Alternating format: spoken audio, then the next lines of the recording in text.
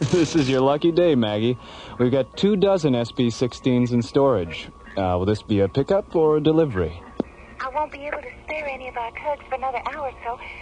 What's available on your end? Well, we've got a Soviet freighter heading your way in about 15 minutes. I'll have the captain contact you, okay? I'll stand by for his call. Thanks, Jerry. Instruction Operative 5 out. Starlab control, clear. Docking Bay 12, this is the bridge. Bay 12. Go ahead, Jerry. Yeah, Ernie, call Storage Bay 19 and tell them to deliver 10 Amplitron SP-16 solar panels to the Odessa, and then have Captain Vashenko contact Construction Orbiter 5. It's kind of an emergency. Will do, Jerry. Now, where was I? Right.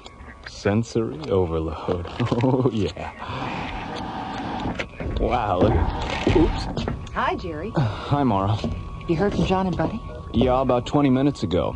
They've maneuvered the Solaris into a side-by-side position with the UFO, and Buddy said he'd contact us as soon as he did the preliminary scan series. Okay. What's that magazine you're holding behind you? Magazine? Come on, Jerry, hand it over. Oh, Mara. The Astounding Adventures of Galactic Gladys, the Girl Wonder? Well, you know. Which one of these bimbos is Galactic Gladys? I believe that's her there, locked in mortal combat with the evil swamp gas creature. Well, she's certainly a wonder, all right. I'll bet she hasn't seen her feet in years. Jerry, where did you get this publication? I found it in the technician's lounge. Uh-huh. I wondered why they were all running around down there with their tongues hanging out. Jerry. Hi, Professor Ballin. How you doing, Jerry? David, you're just in time for a little X-rated science fiction. Look at this. What happened to her clothes? The evil swamp gas creature ate them. Well, yum, yum. I don't know about you, David. 3 days on Starlab and you're already starting to sound like Buddy Grip. It must be the altitude. Solaris to Starlab Control. This is Starlab. Go ahead, John. We finished the preliminary scans on the UFO. Is Mara there? I'm right here, John, and so is our new alienologist. Okay, here's Buddy. The object is 3 meters square and shaped like a dodecahedron. It's made of some kind of copper-colored metal that's about 75% hydrogen. As far as we can tell, there's no inboard or outboard propulsion system. How fast is it moving, Buddy? How fast do you want it to move? What does he mean, John? Well, it was stationary when I brought the ship alongside, but for the past 10 minutes, it's been matching our speed, no matter how fast we go. What kind of a readout did you get on the tomography scan, Buddy? The interior of the thing is filled with some kind of ionized gelatin that converts to nitrogen plasma, and then reconverts to gelatin at 12-second intervals. Buddy, is it giving off any kind of sound? Yes, it is. When the gelatin converts to plasma, the object gives off what sounds like accelerated heartbeats. And when the plasma reconverts to gelatin, we hear the heartbeats in reverse. Alien Worlds will continue. This woman's sorry for keeping you guessing. You never know what I'll do. That's why I'm here confessing. It's because sometimes I feel like a nut, sometimes I don't. Almond Joy's got nuts, Mounds don't. Almond Joy's got chocolate, coconut and munchy nuts too. Mounds got chocolate and chewy coconut. Ooh. Sometimes I feel like a nut, sometimes I don't. Almond Joy's got nuts, Mounds don't. Because sometimes I feel like a nut, sometimes I don't. Sometimes I feel like a nut, sometimes I don't.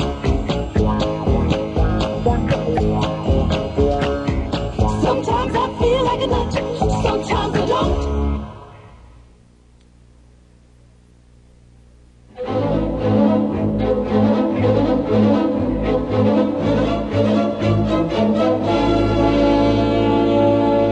Alien Worlds continues. Returning from a routine patrol aboard the Solaris, SET Captains John Graydon and Buddy Griff encounter an unidentified flying object 50 kilometers beyond Starlab. The object is 3 meters square, shaped like a decahedron. It's made of some kind of copper-colored metal that's about 75% hydrogen. As John maneuvers the Solaris into a side-by-side position with the UFO, Buddy continues to analyze the object with the ship's tomography scanners. The interior of the thing is filled with some kind of ionized gelatin that converts to nitrogen plasma, and then reconverts the gelatin at 12-second intervals. What do you think, David?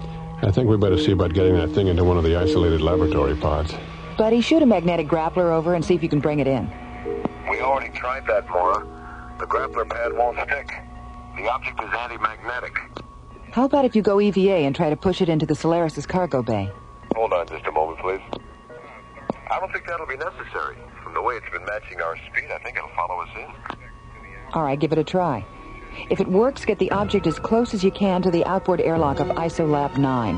I'll have a crew standing by to take it inside. Okay, Maura. Solaris out. Starlab clear. Come on, David, let's get down there.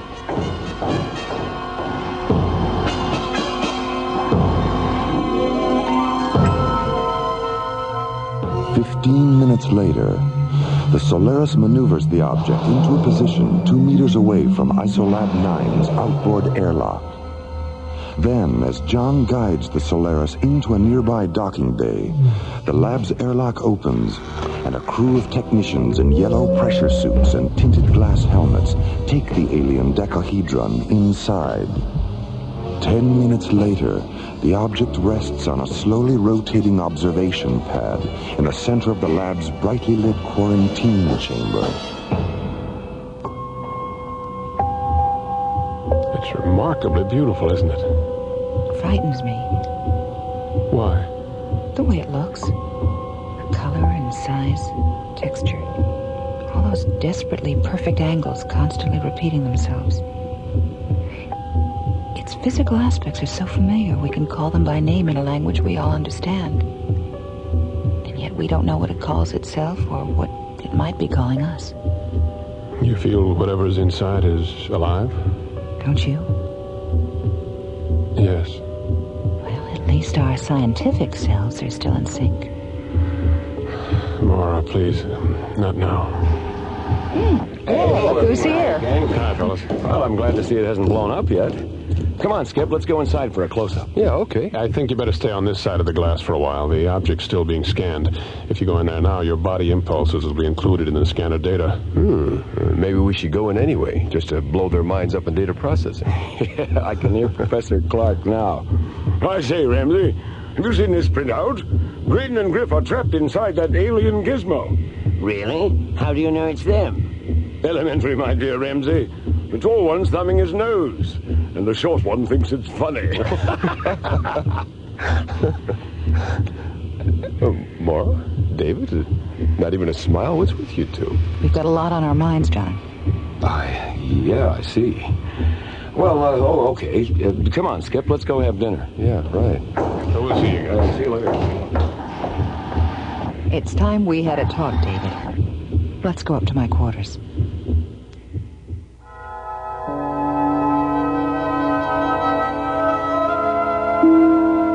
Coming to Starlab wasn't my idea, Maura. We go where the ISA wants us to go. You know that. If I had known you were married, I would have asked Commissioner White to send someone else. Why? When I was told you were going to spend 3 months on Starlab, I thought we were getting a second chance. Second chance for what, Maura? To pick it up where it fell apart 3 years ago? Why not? Because your work has always been more important to you than anything else. And I don't think that'll ever change. Even when things were good, we were never together more than 3 months out of the year. Your whole life was spaceports and laboratories and conferences and trips off the planet. You make it sound like I didn't care at all. I don't mean to, Maura. I know you cared. And I know you love me. But you love the rockets more. I'm sorry, David. So am I. I'll see you in the morning, Maura.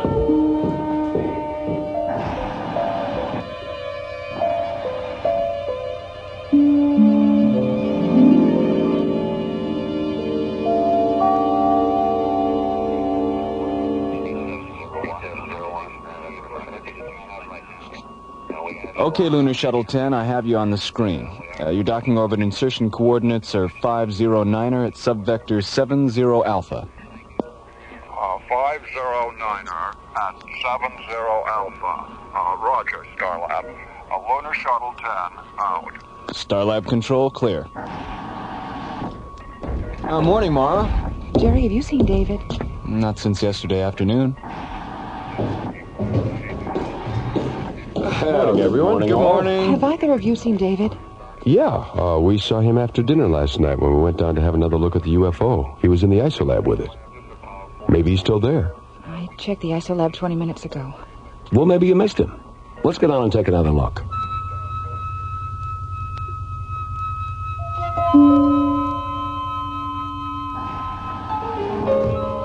There he is, Mara. Hit the intercom button, Skip.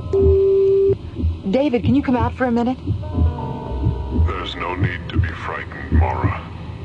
Professor Ballon has not been harmed. David, what's the matter with you? You sound so... Mara, his hands are transparent. David, what happened to your hands? It's not David. I am not Professor Ballon, Mara. I am of him. David is safe inside my vehicle. Well, then open it. Let him out. As you wish, Mara. David! Good God. ISOLAB control to sickbay. Sickbay? Dr. Rossiter? Diana, this is Buddy. Get down to ISOLAB 9 as fast as you can. And bring a portable vital sign indicator. David Fallon's inside the UFO, and he's encased in some kind of gelatin. There is no need to be frightened. Professor Ballon has not been harmed. Alien Worlds will continue. Get the sensation, a cool combination, chocolatey and mint. Your peppermint patty. Cool the sensation, a perfect relation, chocolatey and mint. From Peter Paul. Cool as the snow falling light on the trees. Just take a bite for a cool minty freeze. Get New York peppermint patty and get the sensation. Get the sensation, a cool combination, chocolatey and mint. Your peppermint patty. Cool the sensation, a perfect relation, chocolatey and mint. From Peter Paul. Sends a shiver of cool right down to your knees. After one taste, you just gotta say please. I want a York peppermint patty to get the sensation. Get the sensation. Your peppermint patty. Get the sensation.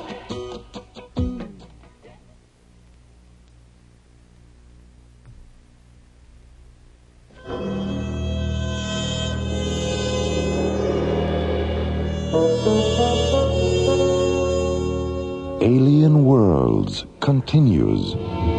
Entering the control booth of ISOLAB 9, Mora, Buddy, and John discover that the substance inside the alien decahedron has transformed itself into a duplicate of Professor David Ballon, leaving the real David Ballon encased in a cocoon of translucent white gelatin.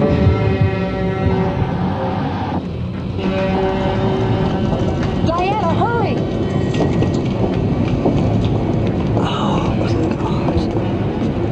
Have you tried to get into the chamber? The hatch is sealed from the inside. There's no need to be frightened, Dr. Rossiter. Professor Ballon has not been harmed. He knows me. He knows all of us, Diana. Connect the vital sign indicator to the scanner terminal, John.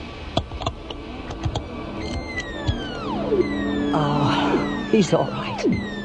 His vital signs are perfect. Oh, boy. Well...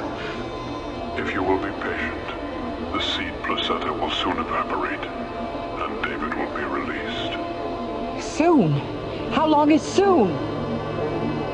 Now. David, are you all right?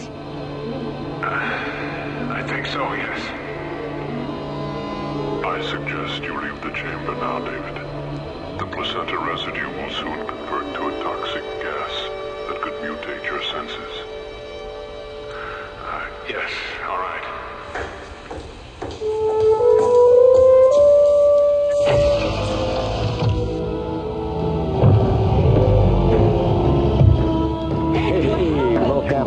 long have you been? Oh, when that thing opened up last night and took me inside, I thought I was a goner. But as soon as the seed placenta started to cover me, I wasn't afraid anymore. It was incredible. I sensed everything that was going on. And when my duplicate emerged, it was like one of those films where the guy dies and you see his spirit leave his body. Film, huh? I guess art imitates life after all. I think it's the other way around, Skip. Life and art should be the same. Ah, yes, they should be. But they rarely are. Perhaps we should learn the lesson of the Balinese. They say they have no art. They simply do everything as well as they can. You once said that to me, David. I know. It's amazing, isn't it, how precisely I've been duplicated. Well, David number 2, what now? I want to return to my world, Diana. And I want to take Mara with me. Now, hold on a minute, you. I'm not in the habit of running off to alien worlds with life forms I hardly know. You know me, Mara. And I know you. He's got a point there, Mara. Well, be that as it may, I just don't think the original me and the duplicate you are ready for... Well, why are your hands transparent anyway? David was wearing protective gloves that prevented the seed placenta from taking a precise imprint of his hands. And Mara, a duplicate of you is all I want. Why? I still love you, Mara. Oh, David. Why didn't you... Wait a minute. What am I saying? This is weird. David? Yes? Yes. Oh, I'm sorry, David. I mean the duplicate David. Yes, Diana. I think all of us would like to know a little more about your origins. Centuries ago, explorers from another galaxy visited my planet. Their bodies contained bacteria, harmless to them, but lethal to us. There was a plague, and before the end came, our scientists created the placenta substance and filled it with the genetic seeds that were the essence of our race. Then they placed these seeds of time in hundreds of vehicles like this one and set us adrift in the universe. Was your race humanoid? Yes, buddy, it was. But some of the cells were randomly coded, so we could become whatever organic life form we contacted. I could have been a bird or an insect, or even a flower. Any living thing in which the seeds could take root. What would have happened if you had become a flower? I would have simply pollinated other flowers of the same species, and my race would have been reborn as a genus of conscious, intelligent orchids or roses. Would you eventually have re-evolved to your original humanoid form? Eventually, yes. But I'm not a flower, am I? I'm an ion-negative duplicate of a human male. And my race can be reborn only if I interact with an ion-positive duplicate of a human female. All right, I'll do it. Good girl. Thank you, Mara. It's okay. Just remember, I don't fool around on the first date. What do you want me to do? Saturate yourself with pure oxygen for 2 minutes. That will protect you from the toxic residue. Then come into the chamber and enter the secondary placenta compartment of my vehicle. Okay. Get me an E4 oxygen unit, buddy. I'm about to become a double feature. Okay.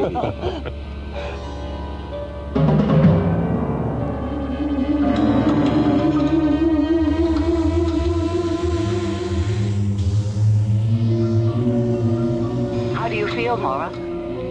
I'll be all right, Diana. I'll be all right, Diana. Listen to that. I'm in stereo. Thank you, Mara. Thank you. I have a question. Yes? When you and David, this David, are, you know, when you're... will I feel anything? We don't know, Mara. It's possible. You'd better leave the chamber now, Mara. The placenta residue is starting to become toxic. All right. Goodbye. Goodbye, Mara.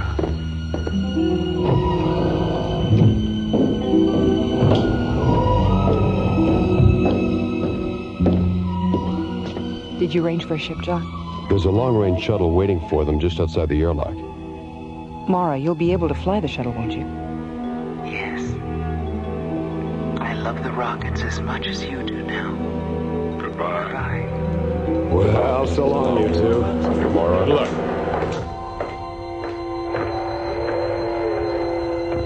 It looks like we're getting that second chance after all, Mara. You're right, David. You're absolutely right.